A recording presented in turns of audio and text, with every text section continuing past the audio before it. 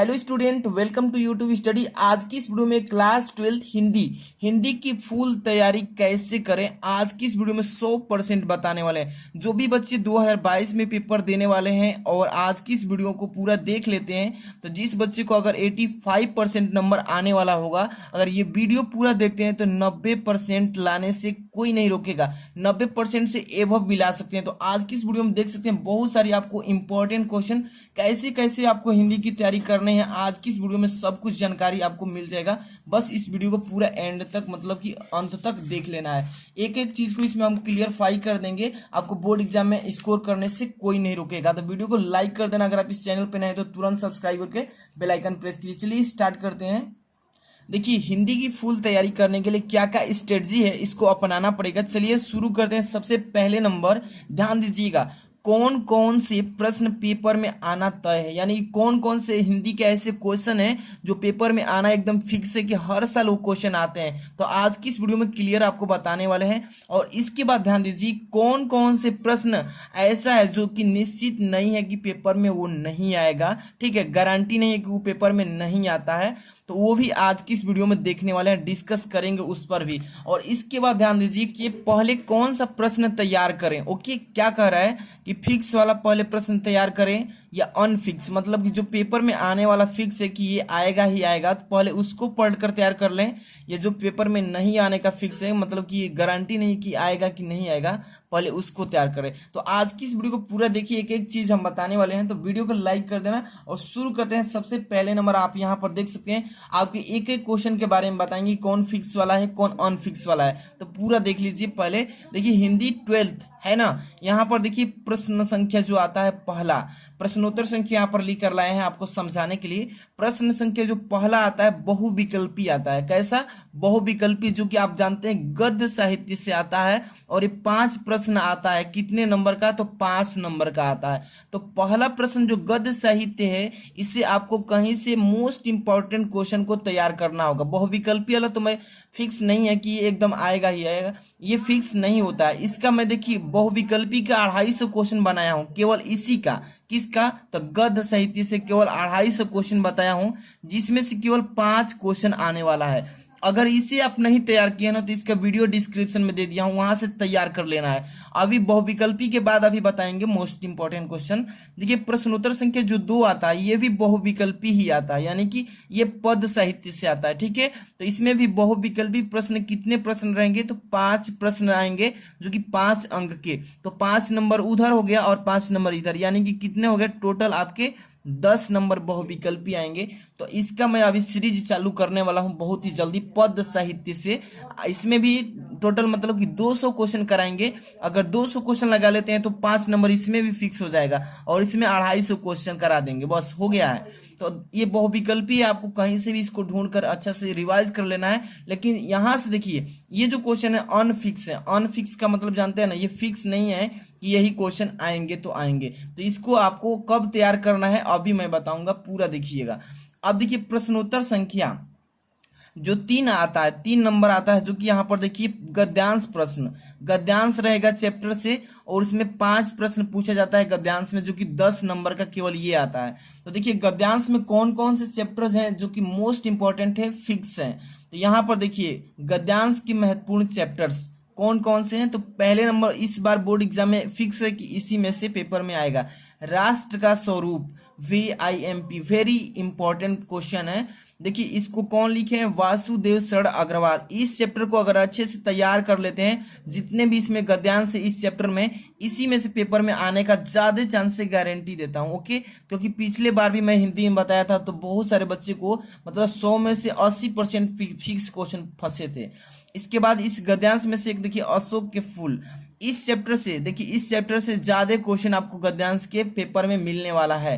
तो आप इन दोनों चैप्टर को देखिए, आपका 4 ही चैप्टर पढ़ना है इस बार बोर्ड एग्जाम में। 4 चैप्टर में से कितने बताया हूं? 2 चैप्टर को आप अच्छे से तैयार कर लीजिएगा। एक अशोक के फूल वाला, जो कि इसको लिखे हजारी प्रसाद द्विवेदी जी।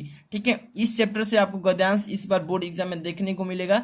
तो मैं बता रहा हूं कि इसको अच्छे से एकदम 100% जितने भी इस चैप्टर के गद्यांश से अच्छे से तैयार कर लीजिए, आपका 10 नंबर फिक्स हो जाएगा इससे। ओके, इसके बाद आप देखिए ध्यान से, अब यहाँ पर क्वेश्चन नंबर 4 देखिए ध्यान से।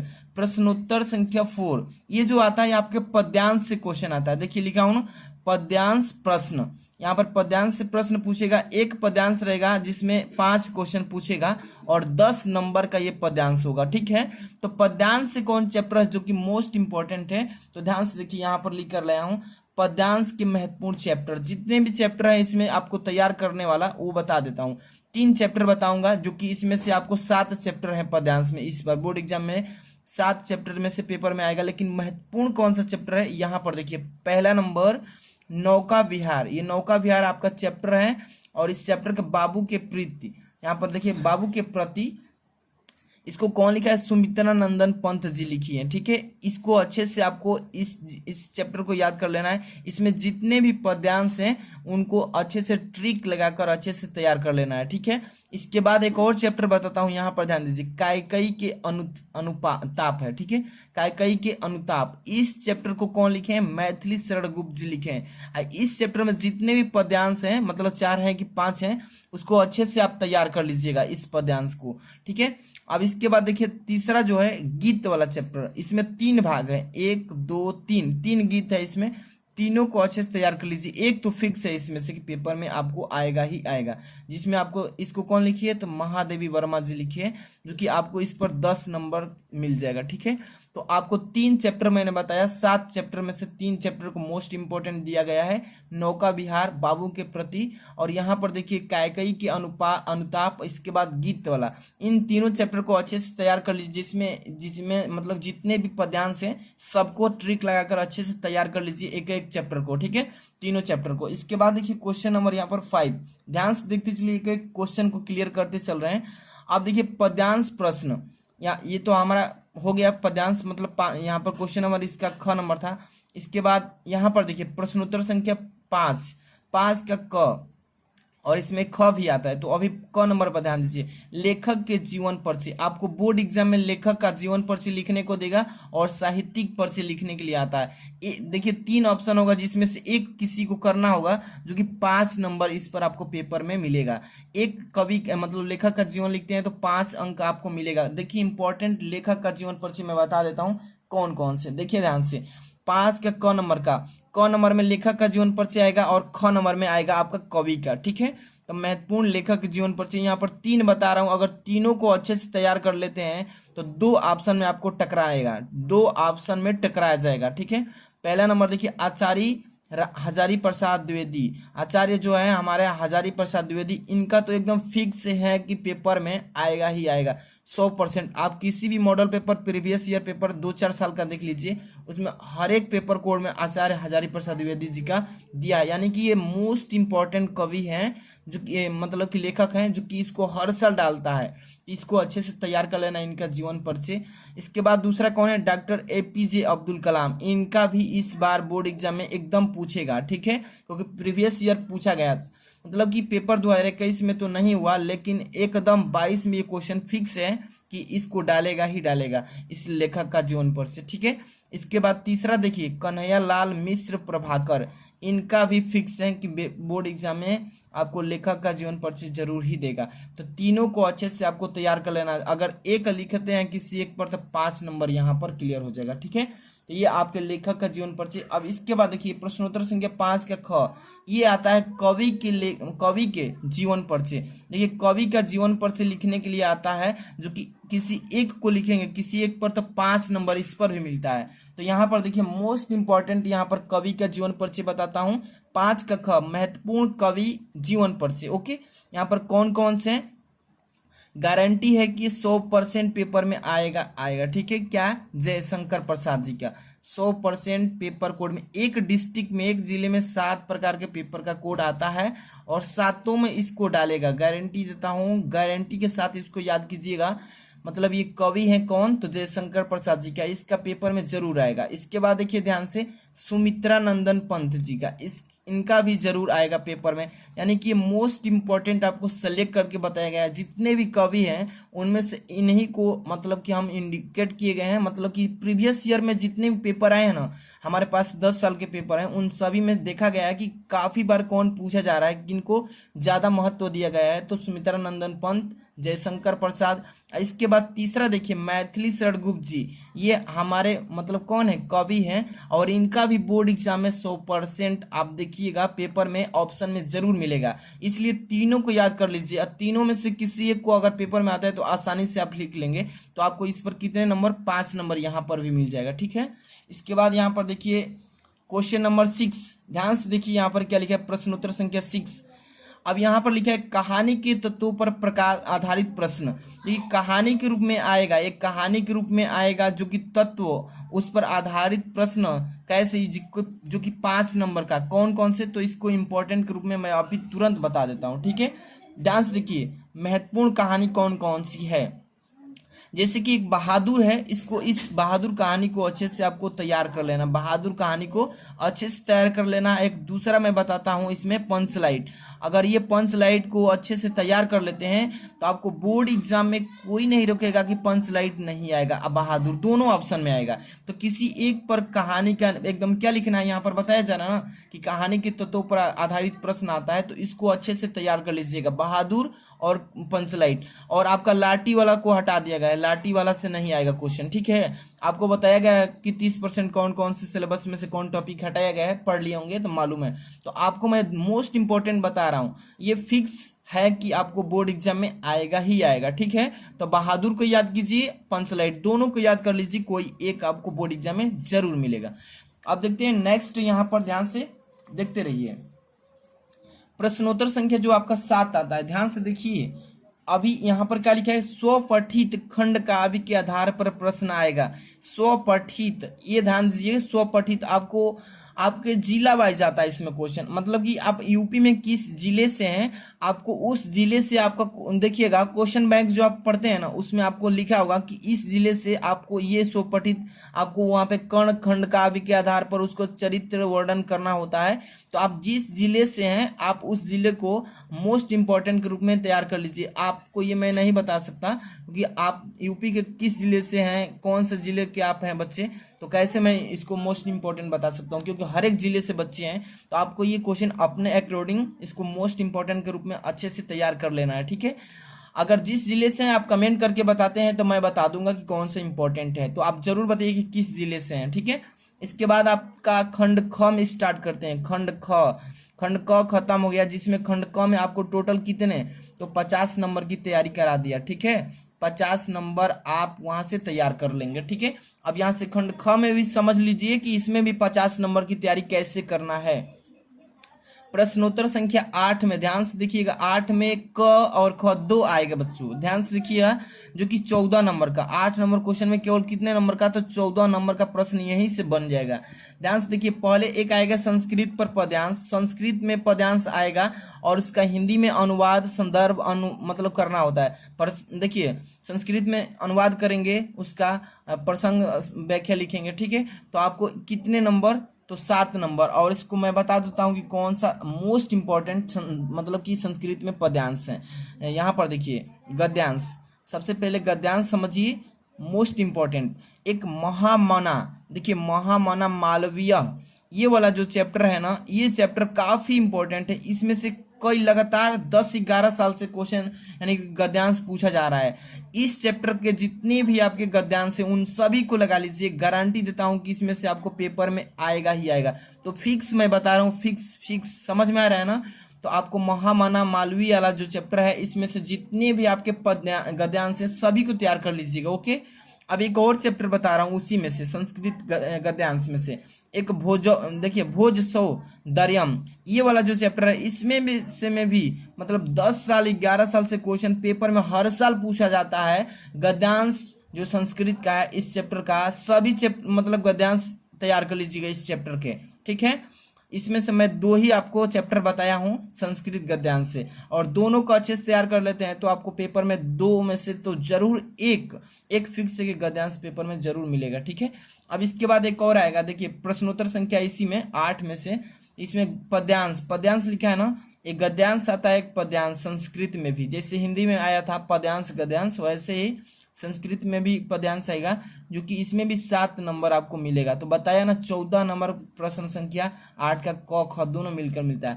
तो इसमें भी समझ लीजिए इंपॉर्टेंट कौन सा चैप्टर है, देखिए पद्यांश वाला जो चैप्टर है ना, इसमें एक श्लोक भी आता है लिखने को, या पद्यांश कोई भी एक कर सकते हैं। अगर पद्यांश नहीं करना चाहते तो श्लोक भी लिख सकते हैं 4 लाइन का, ठीक है। यानी कि श्लोक लिखेंगे तो भी उतना ही नंबर मिलेगा।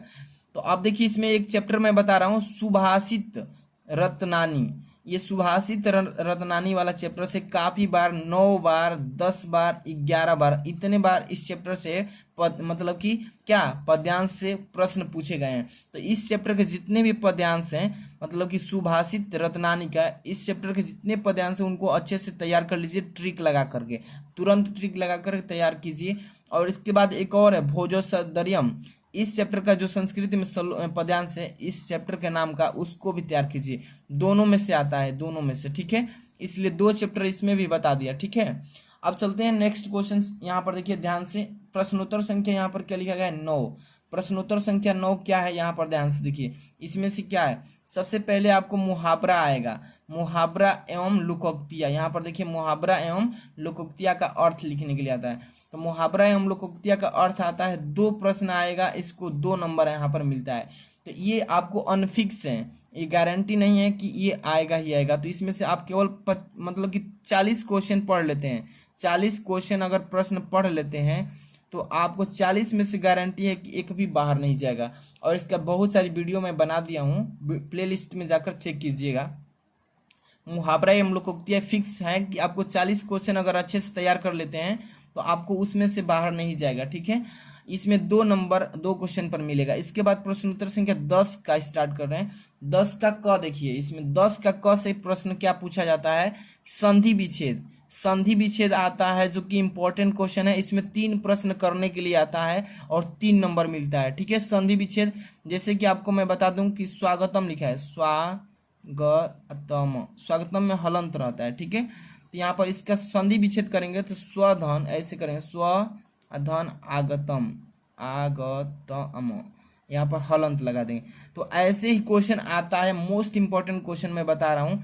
तो इसको भी आप 10 मतलब कि 20 क्वेश्चन अगर संधि विच्छेद का पढ़ लेते हैं इंपॉर्टेंट, तो एक भी बाहर नहीं जाएगा। तो ये सभी जो है ना फिक्स क्वेश्चन है। तो फिक्स मतलब कि 30-40 क्वेश्चन को तैयार कर लीजिए, एकदम पेपर में उसी में से आएगा, ठीक है। अब यहाँ पर क्वेश्चन नंबर ध्यान से देखिए, प्रश्नोत्तर संख्या 10 का ख नंबर। 10 का ख नंबर में से क्या आता है, विभक्ति आता है, जो कि विभक्ति लिखने के लिए 2 प्रश्न पूछता है और 2 प्रश्न होता है और 2 नंबर का होता है, ठीक है। तो विभक्ति भी कोई मतलब कि अनफिक्स नंबर नहीं है, ये भी फिक्स है। अगर आप कम से कम 15 विभक्ति को पढ़ लेते हैं, 15 विभक्ति, तो उसमें से आपको क्वेश्चन में 2 तो एकदम लड़ जाएगा, ठीक है। तो ये भी फिक्स क्वेश्चन है, इसमें भी 2 नंबर का आता है, ठीक है।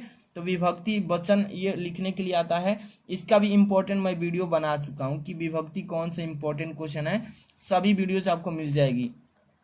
अब यहाँ पे देखिए प्रश्नोत्तर संख्या 11, जो कि यहाँ पर देखिए 10 का ख हो गया ना, इसके बाद 11 स्टार्ट होता है। 11 में क नंबर देखिए क्या क्वेश्चन पूछा जाता है, शब्द युग्म। शब्द युग्म मतलब कि शब्दों का जोड़ा लगा होता है, जो कि 2 प्रश्न करना होता है, 2 नंबर का होता है, ठीक है। तो शब्द युग्म को तैयार कीजिए, जो कि आपको ये भी फिक्स है, कम से कम 15 क्वेश्चन शब्द युग्म वाला में जाकर के आप अच्छे से तैयार कर लीजिए, तो आपको 2 नंबर फिक्स हो जाएगा। तो ये भी फिक्स नंबर है, आपको ज़्यादा ढूंढना नहीं पड़ेगा। जो इम्पोर्टेंट है, लगातार 10 साल और 11 साल से पूछ रहा है, उसको तैयार कीजिए, ज़्यादा उस पर फोकस कीजिएगा, ठीक है। अब लास्ट में ये भी बताऊंगा कि कौन सा जो क्वेश्चन जो फिक्स है उसको पहले तैयार करेंगे पेपर से पहले, या जो अभी आने वाला फिक्स नहीं है उसको पहले तैयार करेंगे। तो ये भी चीज़ अभी लास्ट में रुक करिए, देखिए बताते हैं। अब यहाँ पर क्वेश्चन नंबर ध्यान से देखिए, प्रश्नोत्तर संख्या क्या है इसमें, तो प्रश्नोत्तर संख्या 11 का ख नंबर।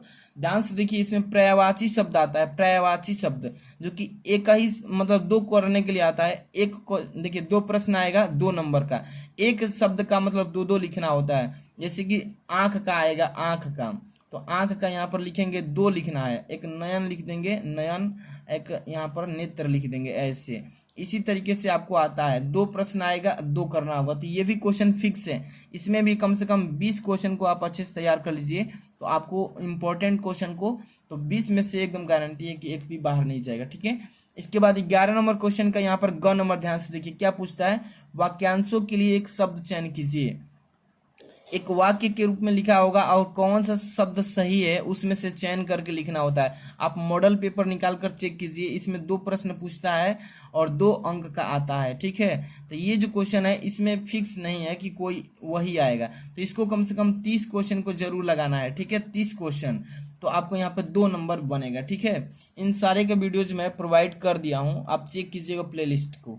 यहाँ प्रश्नोत्तर संख्या देखिए 11 का घ नंबर, 11 में 4 क्वेश्चन आता है। 11 का घ नंबर में क्या लिखा है, वाक्यों को शुद्ध करना है, मतलब अशुद्ध वाक्य लिखा होगा, इसको शुद्ध करने के लिए आता है। जैसे कि राम खाता है आम, तो ये अशुद्ध है तो इसमें शुद्ध करना होगा और इसमें 2 प्रश्न पूछेगा और 2 नंबर का होगा। जैसे कि राम खाता है आम, तो इसको शुद्ध करेंगे कि राम आम खाता है, तो इस तरीके से पेपर में आएगा। तो ये आपको फिक्स है कि आपको कम से कम 15 क्वेश्चन तैयार कर लेते हैं, इंपॉर्टेंट वाला जो लगातार 10 से 11 साल से आ रहा है उसको, तो इसमें से 2 नंबर क्वेश्चन फिक्स। इसके बाद प्रश्नोत्तर संख्या 12 का क और ख, देख क ख ग 3 क्वेश्चन आएगा 12 नंबर में से, क ख ग, तो ये वाला फिक्स है, गारंटी है कि ये 100% यही पेपर में आएगा। देखिए अभी बताता हूँ, यमक अथवा रूपक अलंकार, अलंकार देखिए ये वाला पहले पढ़िए इसको, यहाँ पर देखिए करुण रस अथवा रौद्र रस, ये वाला देखिए करुण रस का पक्का ही आएगा और रौद्र रस भी आएगा, तो ये अथवा में करके आएगा। ये क्वेश्चन इसी को बोलते हैं 100% फिक्स क्वेश्चन, इसी में से पेपर में आता है। तो ये 2 नंबर का याद कर लीजिएगा, 2 नंबर तैयार हो जाएगा, कोई एक लिखेंगे करुण रस या रौद्र रस। तो ये जितने भी ये क्वेश्चन देख रहे हैं तीनों, ये तीनों फिक्स है कि पेपर में आएंगे ही आएंगे। यमक अथवा रूपक अलंकार, ये अलंकार से यमक याद कीजिए, रूपक कोई एक को याद कर लीजिए इसमें से, तो एकदम फिक्स है कि पेपर में जरूर आएगा आएगा। ठीक है, इसके बाद चौपाई, देखिए चौपाई आता है अथवा सोरठा, तो चौपाई याद की लीजिए या सोरठा याद कीजिए, जो कि उदाहरण के साथ लिखना होता है। ये छंद का लक्षण, लक्षण भी लिखना होता है जो कि 2 नंबर का। तो ये जो क्वेश्चन देख रहे हैं ना, ये आपका 6 नंबर, 2 2 4 2 6 नंबर फिक्स है कि यही आएगा। जो मैं लिखा हूँ इसको आप अच्छे से एक बार तैयार कर लीजिए, फिक्स है। इसके बाद है कि यहाँ पर प्रश्नोत्तर संख्या 13 क्या लिखा गया है इसमें कि प्रश्न लेखन, पत्र लेखन, पत्र लेखन आता है, मैं बता देता हूँ कितने नंबर का, तो 6 नंबर का आता है। और फिक्स वाला बता देता हूँ कि कौन से बोर्ड एग्जाम 2022 में आने का चांस है। तो यहाँ पर देखिए पत्र लेखन, ये देखिए प्रश्न महत्वपूर्ण पत्र लेखन, यहाँ पर बता देता हूँ कि आपको इसी में से पेपर में आएगा। अपने मोहल्ले व्याप्त गंदगी पर, देखिए आपको पत्र लिखने के लिए आएगा कि आपके जो मोहल्ले हैं उसमें ज़्यादा अगर गंदगी हो गई है तो उस पर भी बोर्ड एग्जाम में ऑप्शन आता है कि इस पर आप पत्र लिखिए। तो अपने मोहल्ले व्याप्त गंदगी पर आप पत्र लेखन कर सकते हैं। या ऑप्शन एक और आएगा, इंपॉर्टेंट बता रहा हूँ, ये इंपॉर्टेंट पेपर में जरूर ही जरूर ऑप्शन पूछेगा, उच्च शिक्षा, यहाँ दे शिक्षा है, ठीक है, उच्च शिक्षा हेतु ऋण प्राप्ति हेतु, मतलब कि आपको उच्च शिक्षा लेना है और आपके पास बैलेंस नहीं है तो आप ऋण ले सकते हैं, तो इस पर भी पत्र लिखने के लिए आता है। तो इसको इम्पोर्टेंट के रूप में आप तैयार जरूर कीजिएगा। या एक और भी इम्पोर्टेंट है, बीमार होने पर अवकाश के लिए पत्र यानी प्रार्थना पत्र। तो ये 3 चीजें मैं पत्र लेखन बताया हूँ, तीनों को अच्छे से तैयार कर लीजिए। तीनों पर वीडियो मैं बना दिया हूँ ऑलरेडी कि पत्र कैसे लिखेंगे, ठीक है। इन सारी का वीडियोस का लिंक डिस्क्रिप्शन में है। इसके बाद देखिए यहाँ पर 14 नंबर क्वेश्चन आज की इस वीडियो का, यहाँ पर प्रश्नोत्तर संख्या 14 जो आता है आपका लास्ट, ये 9 नंबर का क्वेश्चन आता है, काफी इंपॉर्टेंट है। ये आता है निबंध लेखन, यानी कि निबंध कैसे लिखते हैं बोर्ड एग्जाम में पेपर में, इसको मैं बता देता हूँ। मोस्ट इंपॉर्टेंट निबंध, यहाँ पर ध्यान से देखिए 5 बताऊंगा, अगर 5 अच्छे से तैयार कर लेते हैं तो कोई नहीं रोक सकता है आपको 9 नंबर से, ठीक है। तो देखिए महत्वपूर्ण निबंध, पहला नंबर यहाँ पर क्या है, पर्यावरण प्रदूषण समस्या और समाधान। पर्यावरण जो हमारा है प्रदूषित है, इसका समस्या का और समाधान पर, इस पर पेपर में 100% आपको एक ऑप्शन मिलेगा ही मिलेगा।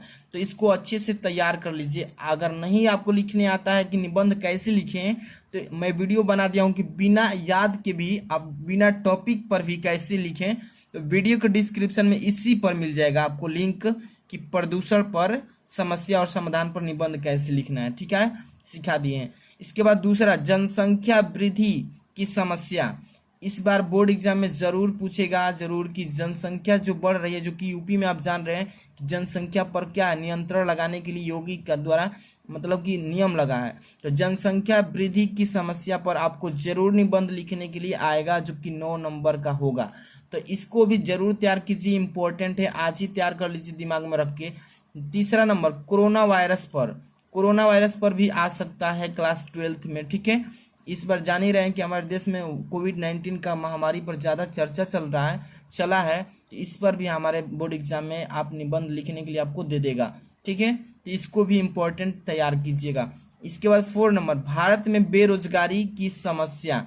देखिए कोविड-19 के कारण हमारे देश में जितने भी मतलब लोगों के पास नौकरी था, उन लोगों के पास नौकरी छिन गई है और बहुत पहले से ये बेरोजगारी की समस्या चली आ रही है। इसलिए इसको भी बोर्ड एग्जाम में आपको देखने को मिलेगा कि भारत में बेरोजगारी की समस्या पर निबंध लिखिए। तो इम्पोर्टेंट आपको बताया जा रहा है। इसके बाद देखिए यहाँ पर 5 नंबर, मेरे प्रिय कवि, जो आपके कवि हैं प्रिय कवि या आपके मेरे प्रिय साहित्यकार, इस पर भी आपको कवि पर या आपके साहित्यकार पर आपको निबंध का ऑप्शन जरूर देगा। तो मैंने 5 यहाँ पर इम्पोर्टेंट निबंध बताया है। इनमें से 5 को अगर देख लेते हैं, वीडियो अच्छे से तैयार कर लेते हैं, कैसे टॉपिक क्या क्या प्रस्तावना क्या क्या चीज़ें इंपॉर्टेंट होता है मतलब कि निबंध में लिखने के लिए, अगर नहीं देखें तो वीडियो के डिस्क्रिप्शन में लिंक दिया हूँ, तुरंत जाइए और सारी वीडियोस को पहले देखिए। और चैनल पर नए हैं तो ऐसे ही इंपॉर्टेंट वीडियो का ऑल सब्जेक्ट का देखना चाहते हैं, तुरंत चैनल को सब्सक्राइब कीजिए और वीडियो को लाइक कर दीजिए। और कैसी लगी वीडियो कमेंट करके बताइए। और टेलीग्राम से जुड़ना चाहते हैं तो वीडियो के डिस्क्रिप्शन में जाइए, टेलीग्राम का लिंक है, वहाँ पर हैंड रिटेन हाथ से लिखा हुआ आपको नोट्स मिलेगा, इसलिए तुरंत जाइए और वहाँ पर टेलीग्राम से जुड़ जाइए और वीडियो को शेयर कर दीजिए अन्य बच्चों में, ताकि उनको भी जानकारी मिले। मिलते हैं नेक्स्ट वीडियो में। Thanks for watching.